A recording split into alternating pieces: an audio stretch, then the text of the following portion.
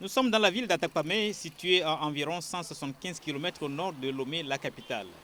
C'est ici que le Premier ministre Ahmed Zounou vient de lancer la mutuelle des conducteurs de taxi-moto du Togo, Muktam Togo. Vous avez un rôle important à jouer pour que le métier que vous exercez comble vos attentes, mais aussi celles de tous nos concitoyens. Vous êtes désormais des partenaires à part entière pour vos passagers, mais aussi pour le gouvernement et toutes les couches de la société. Quand vous payez les 500, vous bénéficiez de l'assurance maladie, vous bénéficiez de l'assurance de votre moto et avec les garanties accident pour le remorquer.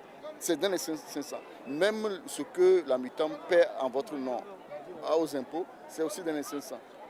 Et actuellement, il y a un projet d'amener tous ces conducteurs à passer leur permis. C'est dans les 500 qu'ils cotisent qu'on prend pour pouvoir leur payer la quittance pour le permis. Ils ne paient rien, ils ne font rien que de donner les photos et leur groupage pour pouvoir faire le permis.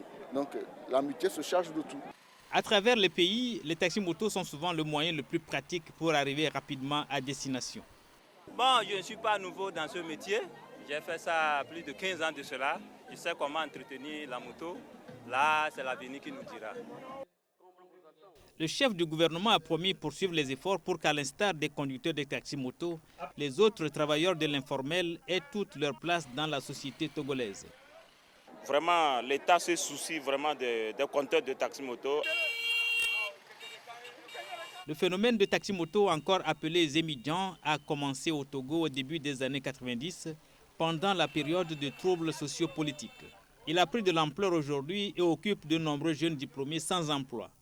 Selon des chiffres datant de fin 2011, le pays compterait plus de 213 000 conducteurs de taxi-moto.